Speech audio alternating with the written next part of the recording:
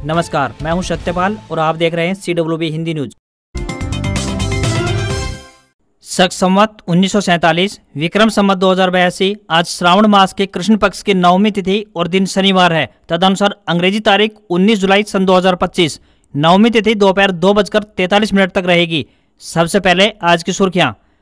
हरियाणा में CET exam के लिए एडमिट कार्ड हुए जारी। 11 घंटे में 9,14,000 अभ्यर्थियों ने किए डाउनलोड। बस के लिए 9,15,000 ने कराया रजिस्ट्रेशन। हरियाणा में बेटियों के जन्म पर अब सरकारी जश्न मनाया जाएगा। सरकार कराएगी गोद भराई व कुआं पूजन। 481 गाँव में लिंगानुपात बेहद कम, SMO होंगे जिम्मेदार। हरियाणा में 2 नए जिले बनने तय। सरकार ने कैबिनेट सब कमेटी का कार्यकाल बढ़ाया। इसी महीने मीटिंग बुलाई गई। 9 साल बाद है तैयारी। IGU मीरपुर में दाखिले का मौका 23 जुलाई तक कर सकेंगे आवेदन। 28 को होगी फिजिकल काउंसलिंग।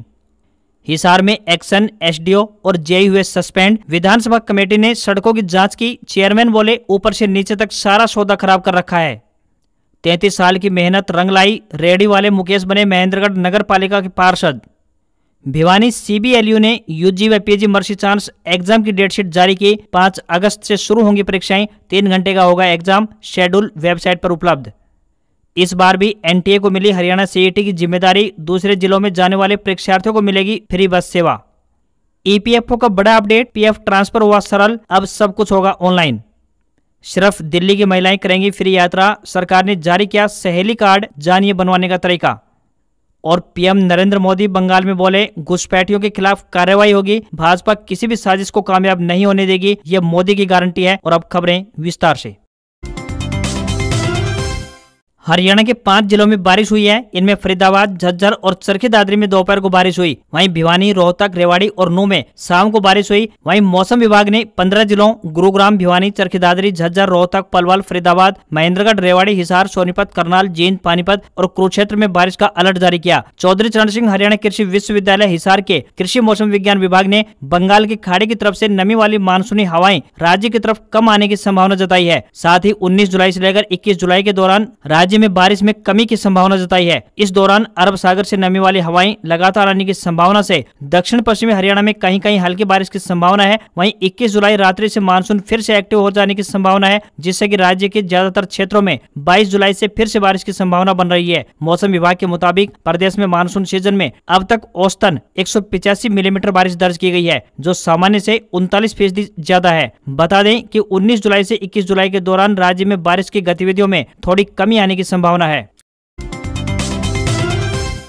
हरियाणा सरकार अब बेटियों के जन्म पर खुशी मनाएगी और इसके लिए एक नई योजना बना रही है। मुख्यमंत्री नायब सिंह सैनी खुद इस पर गंभीर हैं, इसलिए स्वास्थ्य विभाग के अधिकारी जल्दी से इसका ड्राफ्ट तैयार कर रहे हैं। असल में हरियाणा में लड़कियों की संख्या लड़कों के मुकाबले लगातार कम होती जा रही है, जिसे ठीक करने के लिए सरकार अहम कदम उठा रही है। हाल ही में सरकार ने 481 गाँव की पहचान की है, जहाँ पर 1000 लड़कों पर सिर्फ 700 या फिर उससे भी कम लड़कियां हैं। ऐसे गाँव में अगर हालात नहीं सुधरे तो सरकार उनके नाम सबके सामने लाकर शर्मिंदा भी करेगी। इसके अलावा वरिष्ठ चिकित्सा अधिकारियों यानी SMO को अपने अपने क्षेत्रों में लिंगानुपात के लिए सीधे तौर पर जवाबदेह बनाया गया है। वास्तव में इस गिरावट को रोकने में विफल रहने पर 8 SMO को कारण बताओ नोटिस जारी किया गया है। महिला एवं बाल विकास विभाग को बेटियों के जन्म का सार्वजनिक रूप से जश्न मनाने के लिए गोद भराई और कुआं पूजन जैसे सकारात्मक सुदृढ़ीकरण अभियान आयोजित करने का भी काम सौंपा गया है। भारतीय शेयर बाजार में रिटेल इन्वेस्टर की संख्या तेजी से बढ़ती जा रही है। लोगों का रुझान तेजी से शेयर बाजार की ओर बढ़ता जा रहा है और डीमेट खातों की संख्या साल 2019 के 3.6 करोड़ से बढ़कर 2025 में 19.4 करोड़ हो गई है। अगर आप भी शेयर मार्केट में इन्वेस्ट करना चाहते हैं और अच्छा खासा मुनाफा कमाना चाहते हैं तो ये खबर आपके काम की हो सकती है। अगर आप अपने फाइनेंशियल फ्यूचर्स को सिक्योर करना चाहते हैं तो आपका स्टॉक मार्केट में इन्वेस्टेड रहना बहुत जरूरी है। आज के टाइम में स्टॉक मार्केट में हर कोई पैसा कमा सकता है, चाहे मार्केट ऊपर जाए या फिर नीचे, बस शुरुआत सही जगह से होनी चाहिए। इसलिए मैं आपको इंट्रोड्यूस करवाना चाहता हूँ मार्केट वॉल्फ से। मार्केट वॉल्फ एक सेबी रजिस्टर्ड ऐप है, जहाँ आप ट्रेडिंग की शुरुआत कर सकते हैं सिर्फ 99 रुपए लाइफ टाइम फीस के साथ। और यहाँ कोई ईयरली मेंटेनेंस चार्ज भी या फिर कोई हिडन चार्जेस नहीं है। और ये एंड्रॉइड और iOS दोनों पर अवेलेबल अवेलेबल है। चलिए अब मैं आपको दिखाता हूँ कि इसे यूज कैसे करते हैं। मैंने यहाँ खोला मार्केट वॉल्फ का ऐप और पिन डालकर लॉगिन कर लिया। अब मैंने चूज किया इंडाइसेस एंड स्टॉक और सिलेक्ट किया इजी टू वे ट्रेड वाला ऑप्शन। अब मैं सिलेक्ट कर सकता हूँ कि मुझे किस में ट्रेड करना है। चलिए मैं सेंसेक्स चूज कर लेता हूँ। यहाँ दिख रहे ट्रेंड देख करके मुझे लगता है कि यहाँ से मार्केट नीचे जाएगा, तो मैं सिलेक्ट कर रहा हूँ डाउन ऑप्शन। यहाँ मैंने 3 लॉट ऐड कर लिए और बस ट्रेड पैलेस हो गया। अब यहाँ मैं अपना ट्रेड मॉनिटर कर सकता हूँ। देखिए इस ऐप की और भी खासियतें हैं। आप यहाँ बहुत छोटी सी इन्वेस्टमेंट अमाउंट से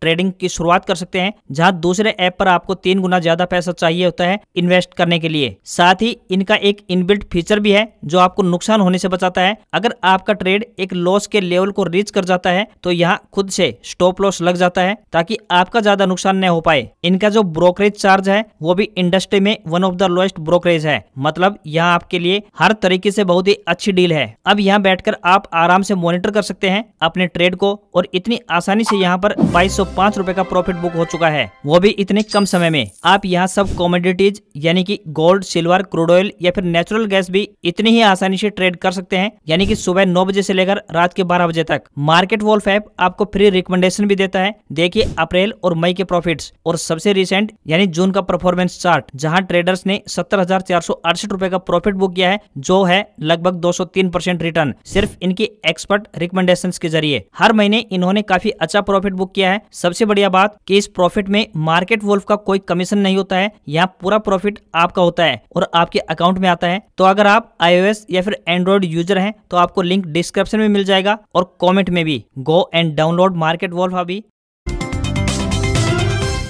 हरियाणा के हिसार में पब्लिक हेल्थ विभाग के एक्शन, एसडीओ और जेई को सस्पेंड कर दिया गया। शुक्रवार को आदमपुर में विधानसभा की कमेटी दौरा करने पहुंची। कमेटी ने पब्लिक हेल्थ के कामों में कमियों और भ्रष्टाचार की शिकायत पर बिजली, पानी, सिंचाई और सड़कों से जुड़े हुए कामों की जांच की। यहां जांच के दौरान कमेटी के चेयरमैन और deputy speaker doctor Krishanlal Middha भड़क गए। उन्होंने कहा कि ऊपर से नीचे तक सारा सौदा खराब कर रखा है। उन्होंने तुरंत तीनों अधिकारियों को सस्पेंड करने के ऑर्डर जारी किए। आदमपुर में पब्लिक हेल्थ विभाग के कामों में लेट लतीफी और अनियमितताओं को लेकर कई शिकायतें हुई। यहाँ सबसे बड़ी समस्या जल निकासी की है। हाल ही में हुई बारिश में भाजपा नेता कुलदीप बिश्नोई के अनाज मंडी स्थित आवास के सामने पानी भर गया था। इसके अलावा अन्य सड़कों पर भी बारिश के बाद पानी जमा रहता है। इसी शिकायत के बाद शुक्रवार को विधानसभा की कमेटी आदमपुर हल्के का दौरा करने के लिए पहुंची। कमेटी में चेयरमैन कृष्णलाल मिड्डा के अलावा विधायक मोहम्मद इलियास, लक्ष्मण यादव, नरेश सेलवाल, कपूर सिंह, सतीश कुमार, सतपाल जांबा, मोहम्मद इजराइल, मामन खान, बलवान सिंह दौलतपुरिया, बिमला चौधरी और मंजू चौधरी शामिल रही। हरियाणा में ग्रुप सी पदों के लिए सामान्य पात्रता परीक्षा की जिम्मेदारी इस बार भी नेशनल टेस्टिंग एजेंसी यानी एनटीए को ही सौंपी गई है। आने वाली 26 और 27 जुलाई को हरियाणा सीईटी आयोजित होने जा रहा है। हरियाणा कर्मचारी चयन आयोग यानी HSSC और एनटीए ने 26 और 27 जुलाई को होने वाली परीक्षा की सभी तैयारियां पूरी कर ली है। परीक्षा सुबह और शाम की 4 शिफ्ट में आयोजित होने जा रही है। पिछली बार भी सीईटी की परीक्षा एनटीए ने ही करवाई थी। संभावना है कि इस परीक्षा में 13 लाख से अधिक युवा शामिल होंगे। हरियाणा सरकार की तरफ से परीक्षार्थियों को फ्री बस सेवा उपलब्ध करवाई जाएगी। सभी उम्मीदवार इस व्यवस्था का लाभ उठाकर अपनी परीक्षा दे पाएंगे। जिन अभ्यर्थियों को परीक्षा केंद्र 100 किलोमीटर से अधिक दूरी पर आवंटित किया गया है, उनके लिए इंटरचेंज पॉइंट की विशेष व्यवस्था की गई है। महिला अभ्यर्थी अपने परिवार के एक सदस्य के साथ फ्री बस सेवा का लाभ ले पाएंगी। वहीं दिव्यांग अभ्यर्थियों को घर से ही मुफ्त यात्रा सुविधा मिलेगी। दूसरे जिले यानी कि दूर दराज से आने वाले अभ्यर्थियों को परीक्षा के एक दिन पहले और एक दिन बाद तक फ्री यात्रा की सुविधा दी जाएगी। रात्रि विश्राम के लिए जिला प्रशासन की तरफ से आवासीय व्यवस्था भी होगी। साथ ही हर जिले में एक टोल फ्री हेल्पलाइन नंबर की सुविधा भी दी जाएगी। हरियाणा कर्मचारी चयन आयोग की तरफ से सीईटी के लिए एडमिट कार्ड जारी कर दिए गए हैं। ऐसे में सभी उम्मीदवार अपने एडमिट कार्ड डाउनलोड कर सकते हैं और यह जान सकते हैं कि उनकी परीक्षा किस जिले में और किस तारीख को होने जा रही है। हरियाणा विद्यालय शिक्षा बोर्ड यानी HBSC ने प्रदेश के सभी स्कूलों को निर्देश दिए हैं कि वे प्रतिदिन प्रातःकालीन सभा की शुरुआत श्रीमद् भागवत गीता के श्लोक से करें। इस निर्णय का उद्देश्य विद्यार्थियों में आध्यात्मिकता और नैतिक मूल्यों को बढ़ावा देना है। इसकी औपचारिक शुरुआत भिवानी स्थित बोर्ड परिसर के सर्वपल्ली राधाकृष्णन लैब स्कूल से की गई है। इस पहल के अंतर्गत आयोजित कार्यक्रम का नेतृत्व हरियाणा विद्यालय शिक्षा बोर्ड के अध्यक्ष डॉक्टर पवन कुमार ने किया। उन्होंने छात्रों और स्टाफ को संबोधित करते हुए कहा कि अब राज्य के सभी स्कूलों की प्रार्थना सभा में श्रीमद् भागवत गीता के श्लोक पढ़े जाएंगे। उनका कहना था कि इससे नई पीढ़ी को गीता में समाये आध्यात्मिक और जीवन मूल्यों की समझ विकसित करने में मदद मिल सकेगी। उन्होंने यह भी कहा कि ऐसी सुसंस्कृत पीढ़ी तैयार करना हमारा लक्ष्य है जो आदर्शों को अपनाकर भारत को विश्व गुरु बनाने के प्रधानमंत्री के सपने को साकार कर सके। बोर्ड अध्यक्ष ने कहा कि प्रदेश का भविष्य आने वाली पीढ़ी के हाथ में है, इसलिए उन्हें श्रीमद् भागवत गीता के ज्ञान को समझना आवश्यक है। इसी के तहत अब हर स्कूल में प्रतिदिन प्रार्थना सभा के दौरान गीता के श्लोकों का पाठ नियमित रूप से पढ़वाया जाएगा। बता दें कि इसी तरह उत्तराखंड सरकार ने भी हाल ही में अपने स्कूलों में प्रार्थना सभा के दौरान गीता पाठ को अनिवार्य करने का निर्णय लिया था। हरियाणा के महेंद्रगढ़ से एक ऐसी कहानी सामने आई है जिसने राजनीति में आम आदमी की भागीदारी को नई दिशा दी है। आइसक्रीम रेहड़ी चलाकर अपने परिवार का पालन पोषण करने वाले 52 वर्षीय मुकेश कुमार को भाजपा ने नगर पालिका महेंद्रगढ़ का मनोनीत पार्षद बनाया है। यह सिर्फ एक पद नहीं बल्कि पार्टी की ओर से एक जमीनी कार्यकर्ता के समर्पण को मिली बड़ी पहचान है। मुकेश को लोग मोदी नाम से भी जानते हैं। बता दें कि यह नाम उन्होंने अपनी ईमानदारी, सेवा और समाज सेवा के जरिए कमाया है। दरअसल वह पिछले 33 सालों से भाजपा से जुड़े हुए हैं और संगठन के छोटे बड़े काम पूरी लगन और मेहनत से कर रहे हैं। राजनीति में अपने कैरियर की शुरुआत उन्होंने साल 1992 से की थी, जब उन्होंने बिना किसी पद के पार्टी के लिए काम करना प्रारंभ किया। बाद में उन्हें नगर मंडल उपाध्यक्ष, जनसंपर्क अभियान प्रमुख, बूथ प्रमुख और अब शक्ति केंद्र प्रमुख जैसे दायित्व सौंपे गए। सिर्फ पार्टी ही नहीं, समाज सेवा में भी उनका अहम योगदान रहा है। वह खटीक समाज और दुर्लभनाथ सेवा समिति के प्रधान के रूप में भी काम कर चुके हैं। इन सभी जिम्मेदारियों को निभाने के बाद भी उन्होंने अपने जीने का तरीका नहीं बदला। आज भी वह आइसक्रीम की रेहड़ी लगाते हैं। उनका यही काम और समर्पण उन्हें आम जनता के करीब लाता है। भाजपा द्वारा उन्हें मनोनीत पार्षद बनाए जाने के बाद पार्टी के भीतर और समाज में खासा उत्साह देखा गया है। कार्यकर्ताओं का मानना है कि यह निर्णय उन सभी जमीनी कार्यकर्ताओं के लिए एक अच्छा संदेश है जो बिना किसी स्वार्थ के संगठन के लिए काम करते हैं। वहीं मुकेश कुमार का कहना है कि मेरे लिए यह सम्मान की बात है। मैंने कभी किसी पद की इच्छा नहीं की, बस सेवा की भावना से जुड़ा रहा। अब जब पार्टी ने मुझ पर भरोसा जताया है तो मेरी प्राथमिकता जनता की उम्मीदों पर खरा उतरना है। हरियाणा के महेंद्रगढ़ जिले में स्थित इंदिरा गांधी विश्वविद्यालय यानी IGU मीरपुर ने शैक्षणिक सत्र 2025-26 के लिए दाखिले की प्रक्रिया शुरू कर दी है। जिन विद्यार्थियों ने अब तक दाखिले की दौड़ में कदम नहीं रखा है, उनके पास अब भी मौका है। विश्वविद्यालय के विभिन्न स्नातक यानी UG और स्नातकोत्तर यानी PG कोर्सों में आरक्षण श्रेणी की रिक्त सीटों पर प्रवेश के लिए 23 जुलाई तक आवेदन किए जा सकते हैं। IGU प्रशासन ने साफ किया है कि केवल ऑनलाइन माध्यम से ही आवेदन करना काफी नहीं होगा। छात्रों को आवेदन पत्र की हार्ड कॉपी संबंधित विभाग में निर्धारित तिथि तक अनिवार्य रूप से जमा करवानी होगी। दाखिले के लिए चयन मेरिट के आधार पर होगा। विश्वविद्यालय 25 जुलाई को मेरिट लिस्ट जारी करेगा, जिसमें पात्र और शॉर्टलिस्ट किए गए विद्यार्थियों के नाम होंगे। इसके बाद 28 जुलाई को फिजिकल काउंसलिंग आयोजित करवाई जाएगी, जिसमें अभ्यर्थियों को दस्तावेजों के साथ व्यक्तिगत रूप से उपस्थित होना होगा। यहाँ विज्ञान, कला, वाणिज्य, प्रबंधन, पत्रकारिता, समाजशास्त्र सहित कई प्रमुख विषयों में कोर्स संचालित किए जाते हैं। आज के दौर में एक अच्छे नौकरी की तलाश में कैरियर शिफ्ट करना कोई नई बात नहीं है। लोग बेहतर सैलरी, काम का माहौल या फिर स्किल ग्रोथ के लिए अक्सर कंपनी बदलते रहते हैं, लेकिन नई नौकरी के साथ एक और जरूरी काम होता है। पुरानी कंपनी में जमा भविष्य निधि यानी कि प्रोविडेंट फंड को नई नौकरी के PF अकाउंट में ट्रांसफर करना। पहले यह प्रक्रिया थोड़ी जटिल मानी जाती थी, जिसमें कागज, चक्कर और लंबा इंतजार शामिल होता था, मगर अब नहीं। कर्मचारी भविष्य निधि संगठन यानी EPFO ने इसे ऑनलाइन कर दिया है। PF ट्रांसफर के लिए कुछ जरूरी बातें हैं, जैसे कि आपका UAN यानी यूनिवर्सल अकाउंट नंबर सक्रिय होना चाहिए। साथ ही पुरानी और नई दोनों कंपनियों के PF खाते UAN से लिंक होने चाहिए। दोनों कंपनियों की KYC यानी आधार, बैंक डिटेल वेरीफाइड होनी चाहिए। ट्रांसफर के स्टेटस को आप ट्रैक क्लेम स्टेटस सेक्शन में जाकर कभी भी देख सकते हैं। अगर सभी डॉक्यूमेंट्स और KYC पहले से अप टू डेट है तो ट्रांसफर प्रक्रिया महज 7 से 15 कार्य दिवस में पूरी हो जाती है। राष्ट्रीय राजधानी दिल्ली में सरकार द्वारा समाज के विभिन्न वर्गों के लोगों के लिए अनेक कल्याणकारी योजनाएं चलाई जा रही हैं। इनमें से एक योजना DTC बसों में महिलाओं के लिए मुफ्त यात्रा की सुविधा है। अब इस योजना के दायरे में बदलाव किया गया है। अब जो महिलाएं दिल्ली से बाहर की हैं और राजधानी की बसों में सफर करती हैं, उनके लिए दिक्कत आ सकती है, क्योंकि अब ये केवल राजधानी की महिलाएं ही बसों में मुफ्त सफर का लाभ उठा पाएंगी। इस मुद्दे पर आम आदमी पार्टी और भारतीय जनता पार्टी आमने सामने आ चुकी है। मुख्यमंत्री रेखा गुप्ता ने कहा कि दिल्ली की महिलाओं को DTC बसों में मुफ्त यात्रा करने के लिए अब पिंक टिकट की जगह पिंक पास लेने होंगे। ये पास केवल दिल्ली की महिलाओं को ही दिए जाएंगे। सरकार ने इस कार्ड को सहेली स्मार्ट कार्ड नाम दिया है। इस पर महिला का नाम और तस्वीर लगी होगी। बता दें कि ऐसा ही सिस्टम नोएडा मेट्रो और दिल्ली मेट्रो में पहले से ही चल रहा है। आम आदमी पार्टी के नेता सौरभ भारद्वाज ने सरकार को इस मुद्दे पर घेरते हुए कहा कि यह भारतीय जनता पार्टी की छोटी मानसिकता है, जो कि केजरीवाल सरकार द्वारा शुरू की गई कल्याणकारी योजनाओं को बंद कर रही है। नई सरकार के गठन को 6 महीने होने वाले हैं, अभी तक उनके पास गिनवाने के लिए कोई ठोस काम नहीं है।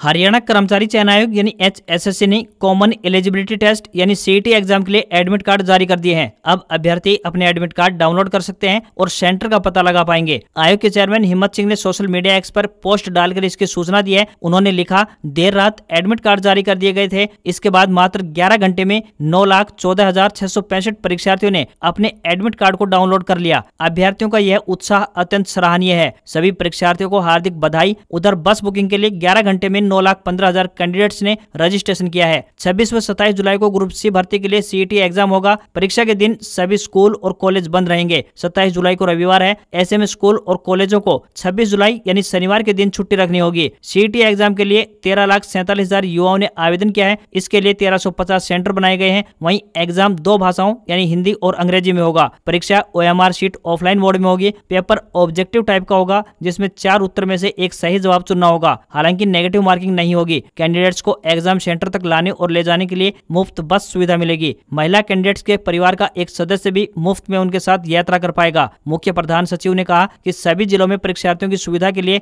जिलेवार सुविधा हेल्पलाइन नंबर जारी किया जाएगा। यदि किसी भी परीक्षार्थी को कोई परेशानी आती है तो वो उस नंबर पर संपर्क कर सकेगा। उन्होंने इन नंबरों को जल्द से जल्द जारी करने के निर्देश जारी कर दिए हैं।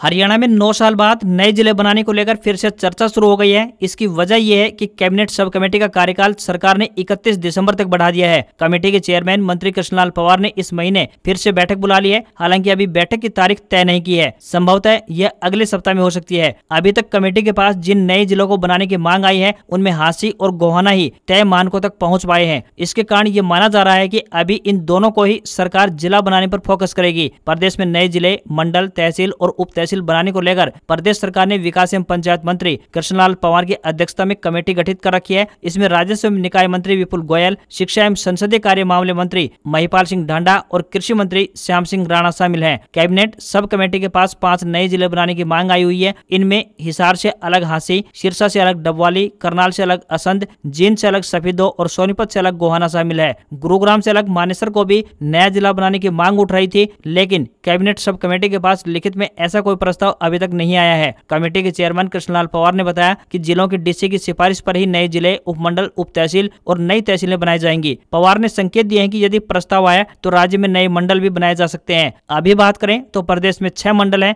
जिनमें अंबाला, करनाल, रोहतक, हिसार, गुरुग्राम और फरीदाबाद शामिल हैं। आपको बता दें कि 16 नवंबर साल 2016 को भिवानी से अलग होकर चरखी दादरी प्रदेश का 22वां जिला बना था। उसके बाद से कोई नया जिला नहीं बना है। उससे पहले बात करें तो 15 अगस्त 2008 को फरीदाबाद से अलग होकर पलवल प्रदेश का 21वां जिला बना था। Rajasthan staff selection board Jaipur ने एग्रीकल्चर सुपरवाइजर के 1100 पदों पर भर्ती का एक नोटिफिकेशन जारी किया है। आवेदन शुरू होने के बाद उम्मीदवार ऑफिशियल वेबसाइट rssb.rajasthan.gov.in पर जाकर अप्लाई कर सकेंगे। एजुकेशनल क्वालिफिकेशन की बात करें तो BSc एग्रीकल्चर या फिर एग्री हॉर्टिकल्चर में बैचलर डिग्री होनी चाहिए या 12वीं एग्रीकल्चर के साथ साथ साइंस विद एग्रीकल्चर के साथ पास की होनी चाहिए। राजस्थानी कल्चर की जानकारी होनी चाहिए, साथ ही देवनागरी में हिंदी लिखना आता हो। एज लिमिट की बात करें तो न्यूनतम 18 साल और अधिकतम 40 साल हो सकती है। रिजर्व कैटेगरी के उम्मीदवारों को अधिकतम उम्र में छूट दी जाएगी। वहीं सिलेक्शन प्रोसेस की बात करें तो रिटन एग्जाम, डॉक्यूमेंट वेरिफिकेशन और मेरिट लिस्ट के बेसिस पर कैंडिडेट का सिलेक्शन किया जाएगा। Unique identification authority of India यानी UIDAI आधार कार्ड से होने वाली KYC नो योर कस्टमर को और आसान, सुरक्षित और यूजर फ्रेंडली बनाने की प्लानिंग है। नए बदलाव के बाद आपको बैंक, अन्य सर्विसेज में आधार नंबर या फिर पर्सनल डिटेल्स शेयर करने की जरूरत नहीं पड़ेगी। UIDAI QR कोड और PDF जैसे नए तरीकों को बढ़ावा दे रहा है। UIDAI ऑफलाइन आधार KYC को आसान और सुरक्षित बना रहा है। अब आपको KYC के लिए आधार नंबर या फिर पर्सनल डिटेल्स शेयर नहीं करनी होगी। QR कोड और PDF फॉर्मेट का इस्तेमाल होगा, जिससे प्राइवेसी बढ़ेगी और प्रोसेस आसान होगा। बायोमेट्रिक या फिर ओटीपी की भी जरूरत नहीं पड़ेगी। UIDAI जो QR कोड और PDF फॉर्मेट ला रहा है, उसमें आप अपने फोन या कंप्यूटर से आधार का QR कोड या PDF शेयर कर सकेंगे। ये डिजिटल फॉर्मेट आसान और सुरक्षित होगा और सर्विस प्रोवाइडर इसे स्कैन करके आपकी पहचान चेक कर सकेंगे। यह सिस्टम प्राइवेसी को बढ़ाएगा क्योंकि इसमें आधार नंबर शेयर नहीं करना पड़ेगा। खासकर गांव या फिर दूरदराज के इलाकों में जहां बायोमेट्रिक या फिर OTP की सुविधा मुश्किल होती है, वहां KYC आसान हो जाएगी। बैंक, फिनटेक और इंश्योरेंस कंपनियां इसे जल्द अपनाएंगी, जिससे कि अकाउंट खोलना या सर्विस लाना तेज होगा। पहले कई स्टार्टअप्स गैर कानूनी तरीके से ऑफलाइन KYC कर रहे थे, जिससे कि डेटा लीक होने का खतरा था, लेकिन अब ऐसा नहीं होगा।